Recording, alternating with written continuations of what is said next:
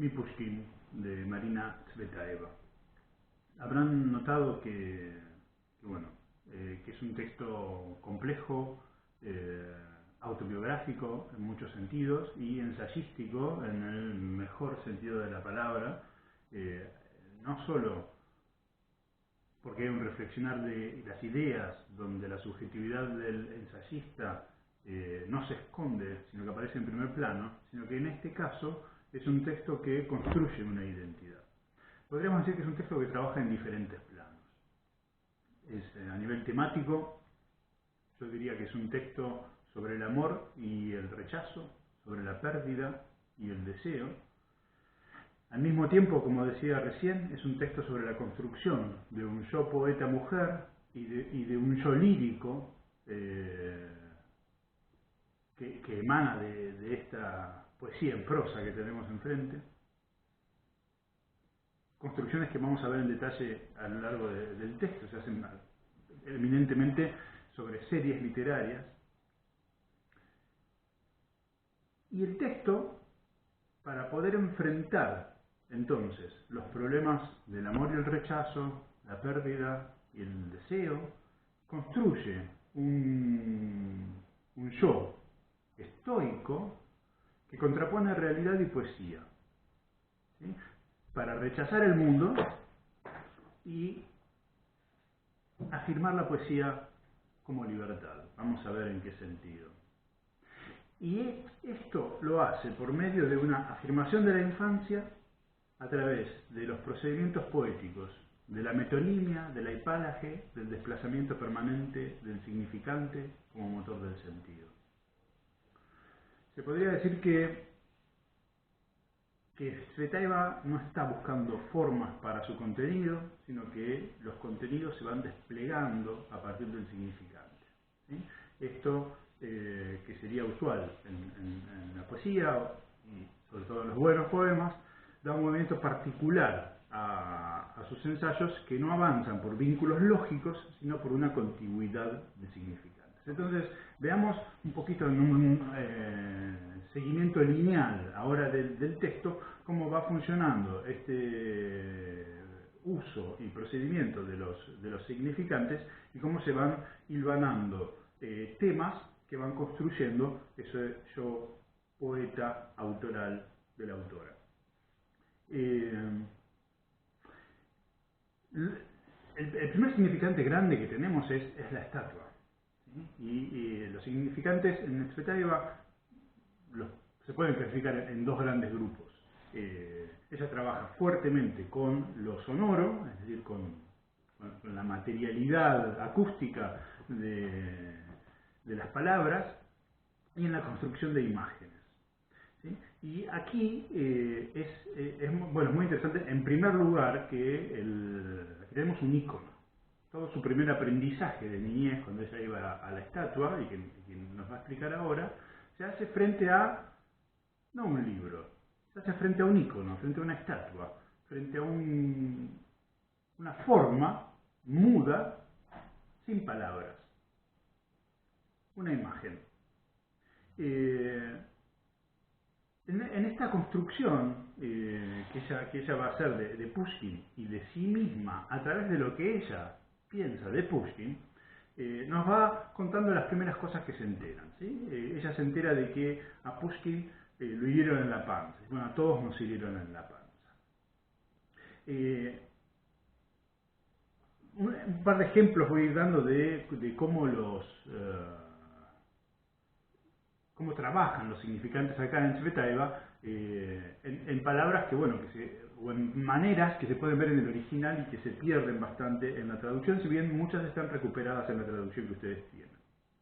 Por ejemplo, en esta oposición que ella hace entre la chusma que mató a Pushkin, por un lado, y el zar Nicolás, que también lo empuja a la muerte, por el otro, ¿no? Pushkin queda en el centro y ella queda en el centro también. Utiliza ahí a Pushkin para una construcción identitaria, especular, donde se pone en un primer momento ya más allá de estos dos polos de la sociedad, las autoridades, el gobierno, el poder, pero también la masa.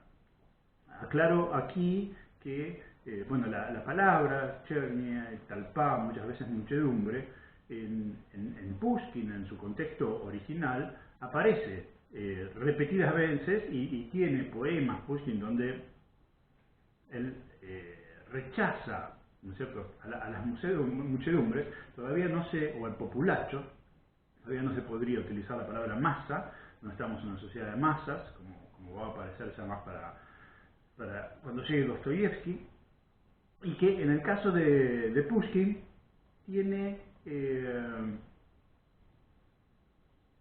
muchas veces un sentido no general del pueblo, sino de lo que sería el estamento de funcionarios del zarismo con sus clases de rango, ¿sí? De pequeños funcionarios que nosotros vamos a ver en Gogol, que los podemos ver en el Eugenio del Jinete de Bronce, que no son el pueblo campesino, ¿sí? Porque en principio el pueblo campesino era el alfabeto. Es un pueblo que siempre aparece muy positivamente a través del folclore en Pushkin, y habría que distinguir de esta masa. Si bien por momentos se confunde, ¿no? El populacho, esta palabra también aparece en La hija del capitán de Pugachov, etc. Entonces, este movimiento por los significantes aparece fuertemente en la palabra negro. ¿Sí? En un momento dice: sobre la blancura de la nieve se comete un acto negro, el acto eternamente negro del asesinato del poeta por la chusma. Ahora, negro es chornaer, ¿sí? Chornaer, asesinato, ¿no? El asesinato chornaer por la chernio, por la chusma, ¿sí? Y ahí vemos este desplazamiento, donde ahora el poeta es negro y dice: ¿qué poeta negro? ¿Qué poeta no es negro? ¿A qué poeta no mataron? El negro aparece repetidas veces. A partir de ese momento empecé a amar a los negros. Hay una defensa del un ataque al racismo en un contexto además muy interesante. Este poema este ensayo está firmado en 1937, y por algún indicio interior parecía ser que ella lo estuvo escribiendo ya desde mucho antes. Al final dice ahora, 30 años después, tendríamos que pensar 37 años, y eso nos daría no 1937, sino más o menos 1930. De todas maneras, estamos en un contexto de auge del fascismo. Entonces, cuando hay una defensa acá también de posiciones más humanistas, ¿no? Claramente antifascistas. El color negro lo destaco acá porque funciona de una manera muy ambivalente, ¿sí? El negro de por sí es un color que en nuestra cultura occidental está cargado de un montón de sentidos negativos. Y ella lo recupera como algo positivo, ¿no? Me enamoro de los negros, el Pushkin es negro, amé todo lo negro, etc. Pero al mismo tiempo va a aparecer nuevamente con mucha fuerza hacia el final del ensayo, en un sentido que vamos a ver negativo. El ensayo continúa entonces con la estatua. El poeta ruso es negro, el poeta es negro y al poeta lo mataron. ¿Qué poeta pasado y presente no es negro y a qué poeta no lo mataron? Llega al límite y, llega al monumento, y en ese monumento hay una serie de enseñanzas que Tsvetaeva nos cuenta que ella extrae de ese monumento. Con el monumento aprende, ustedes repasan el texto, el concepto de los números, el concepto de material, el concepto de jerarquía, ¿no? Dice: primera lección del número, primera lección de la escala, primera lección del material, primera lección de la jerarquía, primera lección del pensamiento. Y lo más importante, una afirmación ilustrativa de toda mi experiencia ulterior. De mis muñecas, incluso paradas unas sobre otras, no se hace un Pushkin. Muy interesante me parece a mí cómo, fíjense, la estatua es muda, ni siquiera es que ella está leyendo un texto en esta instancia. Después va a pasar al análisis y a la lectura de poemas de Pushkin. Y las enseñanzas que ella puede extraer de la estatua, entonces, no salen de la estatua, salen exclusivamente de su propia cabeza. ¿Sí? Estas son las reflexiones de una niña que proyecta su subjetividad en una estatua y las incorpora como viniendo de esa, como si fuera una muñeca más, ¿no? Una especie de diálogo imaginario.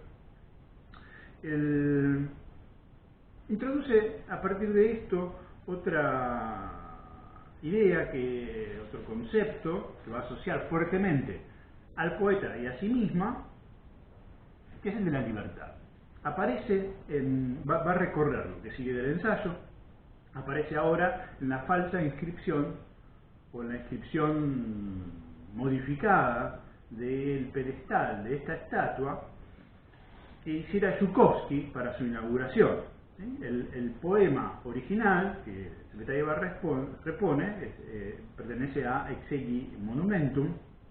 Dice: porque en mi siglo cruel honré la libertad, es decir, por mucho tiempo me querrá el pueblo, porque en mi siglo cruel honré la libertad y pedí el perdón de los caídos. Zhukovsky modifica esto para no ofender al zar y pone: por mucho tiempo me querrá el pueblo, porque fui útil con el encanto vivo de mis versos. ¿No? Introduciendo una noción de didáctica, de utilidad, que es bastante ajena a Pushkin, y que Tsvetaeva, bueno, rechaza de alguna manera, recuperando esa noción de libertad. Hay un error ahí interesante de Tsvetaeva. Ella dice que la estatua que fue inaugurada en 1884. Esa estatua fue inaugurada en 1880, exactamente el 6 de junio, que es el aniversario del nacimiento de Pushkin, y es la estatua que nos concierne en el discurso sobre Pushkin de Dostoyevsky.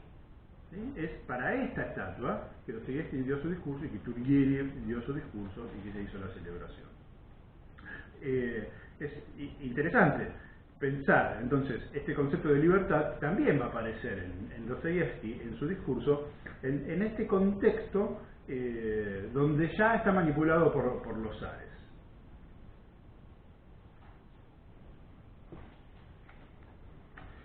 Siguen los gitanos. Los gitanos es el poema central a partir del cual estamos tratando de discutir todos estos textos, y que vincula fuertemente el discurso de Pushkin con el Mi Pushkin de Tsvetaeva. En los gitanos vuelve a aparecer la idea de libertad.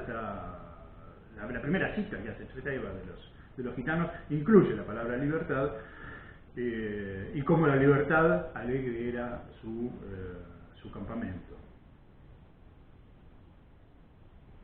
Va a seguir el tema de la libertad fuertemente para cerrar el ensayo en relación con la poesía.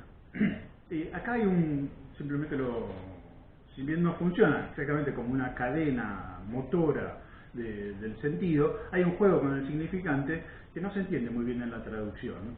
En determinado momento la ñaña escucha a Leka cuando Tsvetaeva está diciendo al eco, y no se entiende si la ñaña está sorda o tiene algún problema de oído. En realidad no tiene ningún problema. Lo que hay que entender hay que saber para poder entender ese juego, es que la O, cuando no está acentuada en ruso, suena como A. Entonces ella imagina en su cabeza que Aleka se escribe con A, y Tsvetaeva, la niña, la corrige y le dice: no, Aleko se escribe con O. Y cuando ellos quieren, los rusos, marcar que efectivamente una palabra se escribe con O, la pronuncian en forma aislada, acentuando esa sílaba, etc. Y después hay un error ahí en la traducción pequeño, dice Alyosha como lo pronunciamos.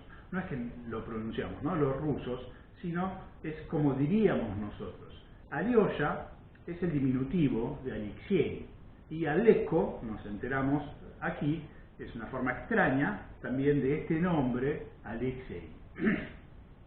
Ahora, los gitanos está presentado en sus núcleos argumentales y fuertemente introduce el tema, o desarrolla, porque ya el tema está implícito y rondando en su amor por Pushkin,